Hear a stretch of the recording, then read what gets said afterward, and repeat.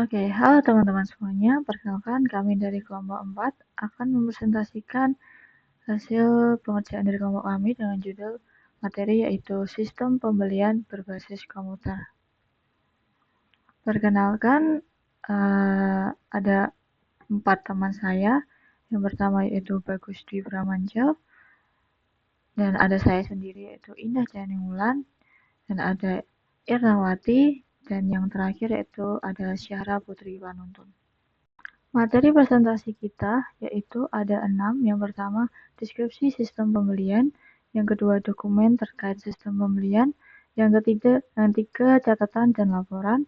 Yang keempat, yaitu fungsi. Yang kelima, prosedur. Yang keenam, sistem pengendalian internal. Sistem pembelian berbasis komputer. Menurut Chris Miyaji, sistem pembelian berbasis komputer merupakan sistem yang menggunakan teknologi komputer untuk mengelola dan memproses seluruh kegiatan yang berkaitan dengan pembelian barang atau jasa dalam suatu organisasi atau perusahaan. Selanjutnya, ada dokumen yang digunakan dalam sistem pembelian berbasis komputer. Jenis transaksi yang pertama yaitu pembelian kredit. Dalam pembelian kredit, dokumen yang digunakan itu ada 4. Yang pertama ada permintaan pembelian, pesanan pembelian, laporan penerimaan barang, dan yang keempat adalah voucher. Permintaan pembelian digunakan oleh departemen internal untuk meminta barang atau jasa tertentu dari departemen pembelian yang berisi informasi seperti deskripsi barang atau jasa, jumlah yang diperlukan, dan waktu kebutuhan. Selanjutnya, pesanan pembelian. Untuk dokumen pesanan pembelian merupakan dokumen utama dalam proses pembelian yang dikeluarkan untuk vendor setelah penawaran diterima. Pesanan pembelian berisi identitas pembeli dan vendor, barang atau jasa yang dipesan, kuantitas dan harga, serta syarat pembayaran dan pengiriman. Selanjutnya ada laporan penerimaan barang. Dokumen laporan penerimaan barang dibuat oleh bagian gudang atau penerimaan barang untuk mencatat barang yang telah diterima. Dokumen ini berisi jumlah barang yang diterima, spesifikasi barang, serta kondisi barang yang diterima.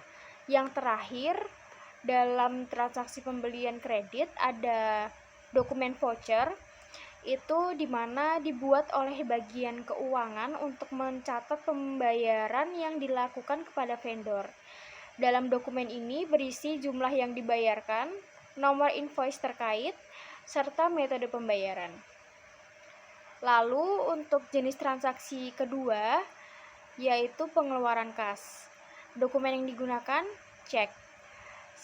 Lalu yang ketiga yaitu retur pembelian. Dokumen yang digunakan yaitu memo debit. Baik, selanjutnya saya akan menjelaskan mengenai catatan sistem pembelian berbasis komputer. Catatan ini terdiri atas 2 file, ada file induk dan juga file transaksi. File induk ini sendiri terdiri atas 2, file induk pemasok, vendor master file, dan file induk persediaan atau inventory master file. Apa sih file induk pemasok?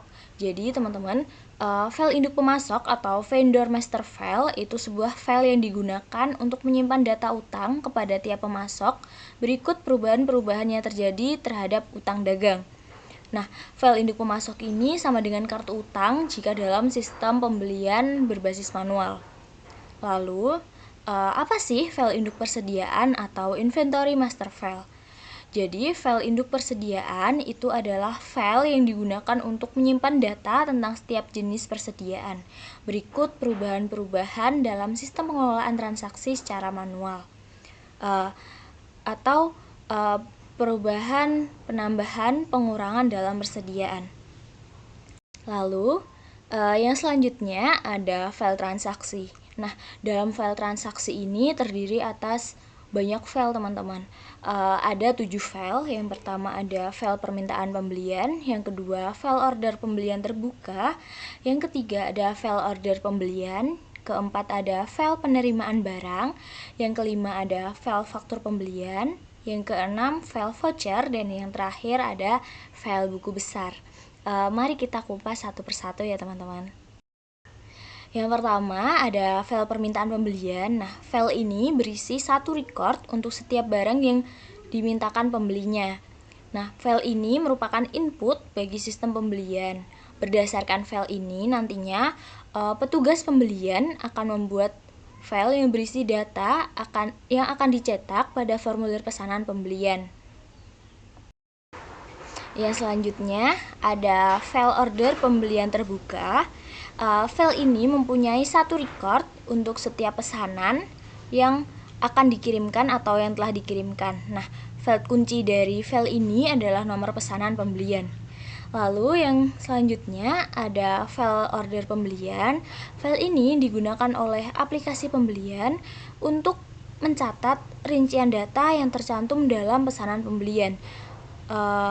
Jadi dalam file ini nanti akan tersimpan setiap record untuk setiap baris pada pesanan pembelian, dan file kunci dari file ini adalah kombinasi dari nomor pesanan pembelian dan nomor baris pesanan pembelian. Lalu yang selanjutnya ada file penerimaan barang. File ini berisi record untuk setiap item barang yang diterima dari pemasok. Nah, record tersebut menunjukkan nomor peserta, nomor pesanan, pembelian, dan nomor baris, tanggal, kuantitas yang menunjukkan bahwa pesanan ini telah diterima. Lalu sistem penerimaan file ini akan menghasilkan file sebagai input untuk sistem voucher. Lalu faktur pembelian atau file faktur pembelian yang berisi data faktur yang baru diterima namun barangnya belum datang. Dalam sistem voucher nanti akan menandingkan atau membandingkan dahulu record dalam file ini dengan satu atau dua record penerimaan sebelum pencatatan dalam file voucher.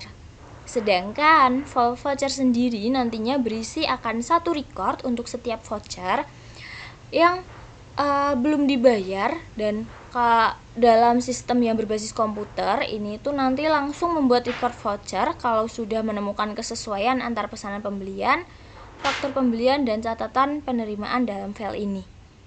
Terus selanjutnya, file buku besar berisi ringkasan transaksi yang akan diproses. Nah, sistem voucher nanti akan menambahkan record pada file ini juga ya teman-teman. File ini mencatat transaksi kredit dengan mendebit rekening utang dagang dan mendebit rekening lain yang terkait. Lalu yang selanjutnya ada laporan yang dihasilkan dalam sistem pembelian berbasis komputer ini. Yang pertama ada laporan kontrol, lalu laporan register atau register, yang ketiga ada laporan khusus yang terdiri atas laporan faktur terbuka, open invoice report, dan laporan umum voucher atau voucher aging report. Yang keempat ada laporan kebutuhan kas, dan yang kelima ada laporan status utang. Mari kita jelaskan satu persatu teman-teman. Baik, yang pertama dimulai dari laporan kontrol. Jadi, laporan kontrol ini berisi mengenai ringkasan perubahan yang dilakukan terhadap sebuah file. Laporan ini digunakan untuk menjamin bahwa tidak ada transaksi yang hilang selama proses pengolahan data berlangsung. Cara seperti ini memungkinkan petugas entry dengan menggunakan sistem online real time. Semua faktur nanti akan ditambahkan secara benar. Sistem akuntansi menghasilkan laporan kontrol melalui proses berkali-kali terhadap sebuah file. Laporan ini nanti akan menghasilkan laporan yang berisi transaksi yang telah diposting, jumlah angka atau nomor transaksi. Yang terakhir ada laporan perubahan yang dibuat selama pemeliharaan file. Nah, dalam sistem berbasis komputer ini, laporan ini akan menyajikan record count, kontrol total, dan cash total. Nantinya petugas pengawas data mengkaji laporan ini dan membandingkan laporan tersebut untuk menguji bahwa semua perubahan terhadap file telah dilakukan secara tepat. Untuk yang selanjutnya ada register. Nah, register merupakan ringkasan data yang telah diposting dari buku besar dan berisi daftar cek yang digunakan untuk membayar utang. Register dalam sistem manual itu sama dengan jurnal. Register merupakan komponen penting dalam sistem akuntansi karena register nantinya akan menyediakan jejak audit atau audit trail, dan register ini nanti akan memudahkan auditor untuk menghubungkan antara bukti transaksi dan rekening-rekening buku besar yang berisi daftar cek yang digunakan untuk membayar utang. Lalu yang selanjutnya ini ada laporan faktur terbuka yang merupakan dari laporan khusus tadi ya teman-teman. Laporan khusus dalam sistem pengeluaran ini nantinya akan membantu manajer dalam membuat jadwal pembayaran utang kepada pemasok. Laporan ini salah satunya ada laporan faktur terbuka. Jadi laporan faktur terbuka berisi daftar faktur pembelian yang belum dibayar pada tanggal laporan dan data pemasok, jumlah utang tiap pemasoknya. Lalu laporan khusus yang kedua ada laporan umum voucher. Nah, laporan umum voucher ini meringkas semua voucher berdasarkan umurnya. Jadi, laporan ini bermanfaat karena jika perusahaan sampai memiliki utang yang enggak terbayar sampai jangka waktu tertentu, maka hal ini akan berakibat negatif bagi perusahaan karena akan merusak hubungan baik dengan para pemasok serta merusak citra kredit yang pada gilirannya perusahaan nanti akan sulit untuk membeli barang dari pemasok secara kredit. Untuk yang selanjutnya ada laporan kebutuhan kas. Laporan ini nantinya akan meringkas faktur pembelian menurut urut jatuh temponya. Jadi laporan ini akan membantu Departemen Utang dalam merencanakan pembayaran kas dan dalam mengidentifikasi faktur mana yang harus dibayar segera agar dapat diperoleh atau memperoleh potongan dan juga agar hubungan baik antar pemasok dapat terpelihara. Dan yang terakhir ada laporan status utang. Laporan ini dihasilkan jika perusahaan menggunakan sistem online real time. Nantinya sistem ini memungkinkan pemakai untuk meminta database menyajikan informasi terbaru. Dalam siklus ini nantinya karyawan bagian utang juga memerlukan informasi mengenai status utang kepada setiap pemasok. Kebutuhan ini juga dipenuhi dengan menyajikan informasi terbaru tentang utang kepada setiap pemasoknya. Itu tadi adalah laporan yang dihasilkan dari sistem pembelian berbasis komputer. Untuk yang selanjutnya, fungsi sistem pembelian. Menurut Supriyono, tahun 1999, fungsi-fungsi terkait dalam sistem akuntansi pembelian adalah sebagai berikut. Ada 5 teman-teman. Ada fungsi produksi, fungsi gudang, fungsi pembelian, fungsi penerimaan barang, dan fungsi akuntansi. Nah, untuk fungsi produksi sendiri bertanggung jawab atas aktivitas yang berhubungan dengan jenis, jumlah, dan kapan bahan tersebut akan diperlukan dalam proses produksi. Untuk yang kedua, fungsi gudang itu bertanggung jawab untuk mengajukan permintaan pembelian bahan baku sesuai dengan posisi persediaan yang ada di gudang untuk menyimpan barang yang telah diterima oleh fungsi penerimaan. Selanjutnya ada fungsi pembelian. Fungsi pembelian bertanggung jawab untuk memperoleh informasi mengenai harga barang, menentukan pemasok yang dipilih dalam pengadaan barang, dan mengeluarkan order pembelian kepada pemasok yang dipilih. Lalu, fungsi penerimaan barang bertanggung jawab untuk melakukan pemeriksaan terhadap jenis, mutu, dan kuantitas barang yang diterima dari pemasok guna menentukan bagus tidaknya atau baik tidaknya barang tersebut diterima oleh perusahaan. Lalu yang terakhir ada fungsi akuntansi yang bertanggung jawab untuk mencatat harga pokok persediaan barang yang dibeli ke dalam kartu persediaan dan transaksi pembelian ke dalam register bukti kas keluar. Baik, untuk selanjutnya saya akan menjelaskan tentang flowchart pembelian berbasis komputer.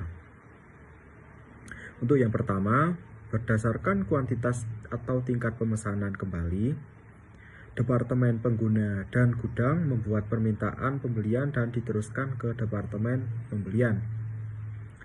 Berdasarkan permintaan pembelian yang diterima dari Departemen Pengguna atau Gudang, Departemen Pembelian memasukkan data pembelian ke komputer dan mengarsipkan permintaan pembelian tersebut urut nomor. Setelah menerima input data pembelian, Departemen Pengolahan Data menjalankan program pembuatan file order pembelian dengan menggunakan file induk pemasok dan file induk persediaan. Keluaran dari proses ini adalah file order pembelian. Setiap sore hari, Departemen Pengolahan Data menjalankan program pencetakan order pembelian dengan menggunakan file order pembelian. Keluaran dari proses ini adalah order pembelian sebanyak 5 lembar, seluruhnya diserahkan ke Departemen Pembelian. Setelah menerima cetakan order pembelian, manajer Departemen Pembelian mengkaji dan menandatanganinya. Selanjutnya, order pembelian tersebut didistribusikan. Untuk lembar yang pertama dikirimkan kepada pemasok, untuk lembar yang kedua diteruskan ke Departemen Penerimaan Barang, untuk lembar yang ketiga diteruskan ke bagian utang, untuk lembar yang keempat diserahkan ke Departemen Peminta Barang atau Gudang, dan untuk yang lembar kelima bersama-sama dengan permintaan pembeliannya diarsipkan urut nomor dokumen. Untuk selanjutnya, flowchart penerimaan barang berbasis komputer. Departemen Penerimaan Barang mula-mula menerima tembusan order pembelian dari Departemen Pembelian. Kemudian dokumen tersebut diarsipkan urut abjad nomor pemasok. Dari pemasok, Departemen Penerimaan Barang menerima barang bersama-sama dengan slip pengepakan. Selanjutnya, Departemen Penerimaan Barang mencocokkan barang yang diterima dengan arsip order pembelian, memeriksa kondisi fisik barang, menghitung kuantitas, dan mengentri data penerimaan ke dalam komputer. Setelah menerima input data penerimaan barang, Departemen Pengolahan Data menjalankan program update file dan mencetak laporan penerimaan barang dengan menggunakan file induk pemasok, file induk persediaan, dan file order pembelian. Pada tahap ini, komputer akan membandingkan data input dengan data pada file order pembelian. Jika ada perbedaan, maka perbedaan ini akan segera ditayangkan ke layar monitor agar segera bisa dikoreksi. Selanjutnya, program komputer akan memperbarui file kuantitas barang dipesan dari file kuantitas tersedia dalam file induk persediaan, mencatat tanggal penerimaan barang dalam file induk persediaan, dan mencatat kuantitas diterima dalam file order pembelian. Keluaran dari proses ini adalah laporan penerimaan barang sebanyak 2 lembar dan diserahkan ke Departemen Penerimaan Barang. Setelah menerima laporan penerimaan barang, selanjutnya Departemen Penerimaan Barang mendistribusikan laporan tersebut untuk lembar yang pertama bersama-sama dengan barangnya diserahkan ke bagian gudang. Untuk lembar yang kedua bersama-sama dengan order pembelian dan slip pengepakan diarsipkan urut nomor dokumen. Setelah menerima laporan penerimaan barang, gudang akan memeriksa dan menghitung barang, kemudian menandatangani laporan penerimaan barang dan meneruskan laporan tersebut ke bagian utang. Untuk selanjutnya, flowchart pencatatan utang berbasis komputer. Bagian utang mula-mula menerima tembusan order pembelian dari Departemen Pembelian. Selain itu, bagian utang juga menerima laporan penerimaan barang dari bagian gudang. Kedua dokumen tersebut diarsipkan berdasarkan urut nomor. Bagian utang juga menerima faktur pembelian dari pemasok untuk kemudian dibandingkan dengan arsip order pembelian dan laporan penerimaan barang, dikaji dan diperiksa ketelitiannya. Setelah selesai, bagian utang memasukkan data faktur pembelian ke dalam komputer.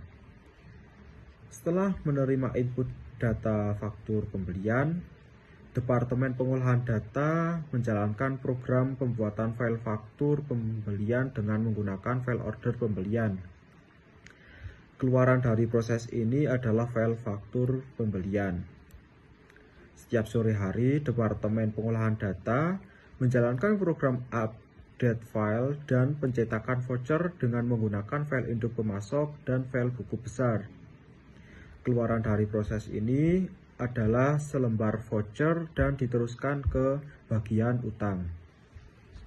Setelah menerima cetakan berupa voucher, bagian utang akan mencocokkannya dengan faktur pembelian, order pembelian, dan laporan penerimaan barang. Setelah cocok, voucher dan dokumen pendukungnya diarsipkan dalam arsip paket voucher. Pada tanggal jatuh tempo, paket voucher dikeluarkan dan arsipnya diserahkan ke Departemen Keuangan atau kasir. Setelah paket voucher dilunasi oleh kasir, maka paket voucher tersebut akan dikembalikan ke bagian utang setelah dibatalkan atau dicap lunas. Selanjutnya, paket voucher yang telah dilunasi tersebut diarsipkan urut abjad. Untuk selanjutnya, flowchart pengeluaran kas berbasis komputer. Pada tanggal jatuh tempo, bagian kasir menerima paket voucher dari bagian utang. Selanjutnya, kasir akan mengkaji dan membuat penjumlahan data kelompok pada secari kertas secara manual dan memasukkan data pelunasan ke dalam komputer. Setelah menerima input data pelunasan, Departemen Pengolahan Data menjalankan program pembuatan file voucher. Keluaran dari pembuatan atau proses itu akan menghasilkan file voucher dan perhitungan jumlah kelompok. Departemen Pengolahan Data selanjutnya menjalankan program update file dan pencetakan cek dengan menggunakan file induk pemasok, file faktur pembelian, dan file buku besar. Keluaran dari proses itu adalah cek, bukti kas keluar, keduanya diserahkan ke kasir dan register pengeluaran kas yang akan diserahkan ke bagian keuangan. Setelah menerima cetakan hasil perhitungan jumlah kelompok, kasir akan mencocokkan dengan perhitungan sejenis yang telah dilakukan secara manual. Setelah menerima cek beserta bukti kas keluar, kasir akan mengkaji, menandatangani, dan membatalkan paket voucher atau mengecap lunas dan mendistribusikan dokumen-dokumen tersebut untuk paket voucher yang telah dibatalkan atau sudah dicap lunas itu akan dikembalikan ke bagian utang dan cek dan bukti kas keluar dikirimkan kepada pemasok. Oke, selanjutnya saya akan menjelaskan mengenai tujuan, ancaman, dan prosedur pengendalian. Tujuan pengendalian itu ada 6. Yang pertama, semua transaksi telah diotorisasi secara tepat. Yang kedua, semua transaksi yang dicatat adalah valid atau benar-benar terjadi. Yang ketiga, semua transaksi yang valid dan telah diotorisasi telah dicatat. Yang keempat, semua transaksi telah dicatat secara akurat. Yang kelima, semua aktiva, yaitu kas, persediaan, dan data, dilindungi dari pencurian atau hilang. Yang terakhir, yaitu aktivitas bisnis dilaksanakan secara efisien dan efektif. Oke, selanjutnya yaitu prosedur pengendalian siklus pengeluaran. Di sini ada berbagai macam prosedur pengendalian siklus, ada banyak ancamannya, ancaman, akibat, dan prosedur pengawasannya. Untuk ancaman yang pertama, yaitu kehabisan barang, mengakibatkan penundaan produksi dan kehilangan penjualan. Prosedur pengawasannya yaitu sistem pengawasan, persediaan, dan analisis kinerja kelompok. Ancaman yang kedua, pembelian barang yang tidak diperlukan atau dalam jumlah yang terlalu banyak mengakibatkan kenaikan kos persediaan.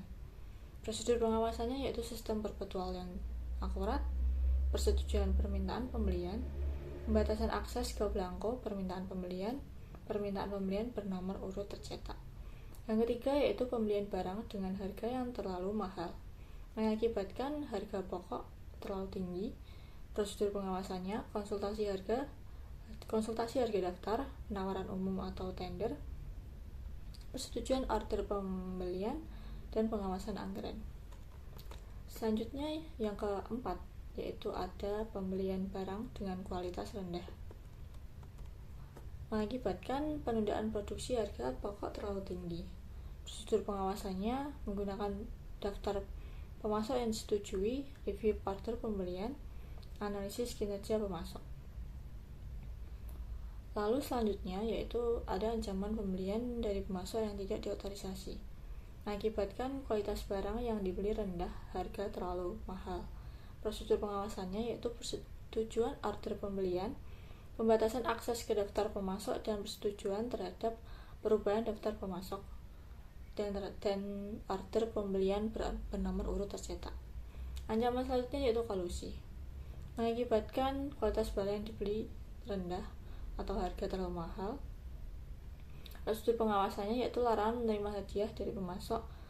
Petugas pembelian dilarang memiliki hubungan khusus keuangan dengan pemasok. Jadi itu kolusi itu seperti suap. Oke, ancaman yang berikutnya yaitu penerimaan barang yang tidak dipesan, mengakibatkan kenaikan kos persediaan. Prosedur pengawasannya persetujuan order pembelian untuk seluruh barang yang diterima. Selanjutnya, ancaman selanjutnya yaitu kesalahan dalam menghitung barang yang diterima, mengakibatkan pembayaran barang yang tidak diterima, catatan persediaan yang tidak akurat. Prosedur pengawasannya yaitu kolom kuantitas order pembelian yang dikirim ke bagian penerimaan barang itu dikosongkan, dan pembelian intensif. Ancaman selanjutnya yaitu pencurian barang, mengakibatkan kehilangan aktiva, catatan tidak akurat. Prosedur pengawasannya pengawasan akses fisik, pencatatan untuk seluruh transfer barang internal, penghitungan fisik periodik, dan pembandingan hasil perhitungan dengan catatan.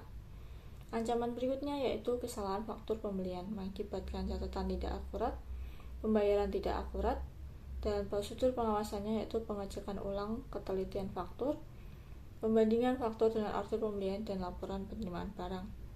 Ancaman yang selanjutnya yaitu pembayaran barang yang tidak diterima, mengakibatkan kehilangan kas, kos terlalu tinggi, dan prosedur pengawasannya yaitu penggunaan paket voucher sebagai dasar pelunasan faktur atau utang. Ancaman selanjutnya yaitu gagal memperoleh potongan, mengakibatkan kenaikan biaya. Prosedur pengawasannya yaitu prosedur untuk melacak tanggal jatuh tempo anggaran arus kas. Ancaman yang berikutnya pembayaran faktur yang sama 2 kali, mengakibatkan problem arus kas, biayanya terlalu tinggi. Prosedur pengawasannya yaitu persetujuan pembayaran faktur hanya dilakukan jika didukung paket voucher. Pembayaran hanya untuk faktur asli yang disertai dokumen pendukung. Jika cek telah ditandatangani, paket voucher harus dibatalkan. Ancaman yang berikutnya yaitu kesalahan dalam pencatatan dan posting pembelian dan pembayaran, mengakibatkan laporan keuangan tidak benar, keputusan tidak tetap, dan prosedur pengawasannya yaitu pengawasan entry data, rekonsiliasi periode rekening buku besar, dan rekening buku pembantu. Ancaman berikutnya yaitu ketidaktepatan kas, pembayaran ke pemasok fiktif, pengubahan nilai cek, mengakibatkan kehilangan aktiva. Prosedur pengawasannya yaitu pembatasan akses ke kas, belangko cek, dan mesin penandatangan cek. Cek bernomor urut tercetak, semua pembelian dibayar dengan cek. Sistem dana tetap kas kecil, pemisahan fungsi. Ancaman yang berikutnya yaitu kehilangan data, mengakibatkan data tidak akurat untuk pembuat keputusan, dan kehilangan informasi rahasia yang penting. Prosedur pengawasan yaitu prosedur backup dan recovery, pengawasan akses logis dan fisik. Ancamannya itu kinerja buruk, mengakibatkan pemrosesan yang tidak efisien dan efektif. Prosedur pengawasannya yaitu pembuatan dan pengajian laporan kerja. Sekian presentasi dari kami. Mohon maaf jika ada kesalahan kata maupun sengaja ataupun tidak sengaja. Terima kasih. Bye-bye guys.